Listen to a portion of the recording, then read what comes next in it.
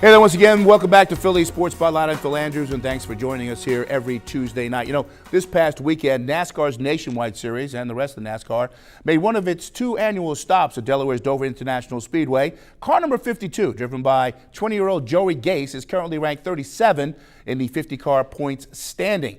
As you would imagine, at 20, Gase still honing his racing skills, if you will. So, doesn't finish a lot of races, gets into a lot of accidents, finishing on the outside looking in. But at this stage of his short career, Gase is on another mission, and that mission is to help keep alive the memory of his late mother, Mary Jo. You see, in 2011, at the age of 44, Mary Jo Gase died suddenly of a brain aneurysm, leaving behind Joey and his younger sister. But what she really left behind was much, much more than that. You see, Mary Jo was an organ and tissue donor, and the result, well, she's helped save the lives of many others, if you will.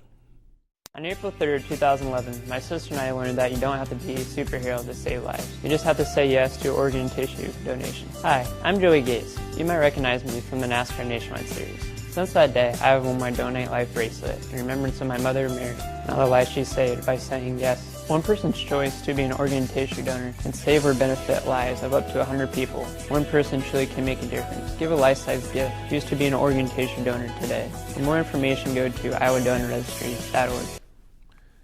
And that was just one of the many public service announcements that Gase makes to help promote organ donor awareness, if you will. Now joining us on Philly Sports Spotlight, contributor Eric Van Stone, who actually, you spent some time with Joey this weekend while he was down at Dover. I got to tell you, 20, he looks more like 12. He really does, but he carries himself so well. I mean, this kid is really rising up the ranks of the Nationwide Series. And he had this amazing program that he did with Gift of Life donor program, actually, and Donate Life Delaware. They partnered with Joey Gase last Thursday, May 30th, to visit the Delaware Department of Motor Vehicles, thanking employees for helping to raise designation rates on state driver's license and IDs to nearly 50%.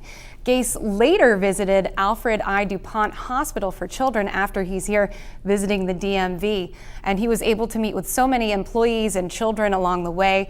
You can see him, this is his car, which is fantastic, and he has his mother's name on this car, and also it is labeled with the Donate Life Delaware logo and the Donate Life America logo, which is part of who he has partnered with to raise awareness for donation. So really, it's pretty amazing, and he visited DuPont Hospital as well to meet with children who had had organ transplants. So it was a pretty amazing day.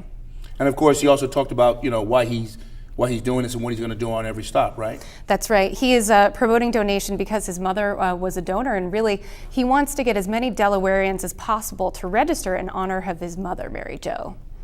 I always like honoring my mom at the races, and I thought this would be a cool way to do it. And this way, at some races we also honor other people who are donors, and this way I figured we could honor them at the same time raise awareness for organ donation. Yeah, I tell you, he's one of the oldest 20-year-olds I think I've ever seen. Of course, one of the toughest decisions, though, Joey Gase at his young age has had to make was signing those papers, saying it was okay to harvest his mother's organs and tissue. But now looking back, he, of course, realizes it was the only thing to do. Recently, Joey and his younger sister Ashley had the chance to meet one of the donor recipients of their mother's organs, 25-year-old Jordan Shaw of Nebraska, who was fortunate enough to receive one of Mary Jo's kidneys. It was just, it had been a long time coming that I finally heard back, because there was doubt that I never would hear from my donor family.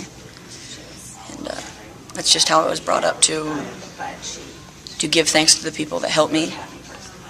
So a letter was the first thing I did. So I'm really glad that I got this opportunity to meet Joey and his family. It's the perfect Saturday.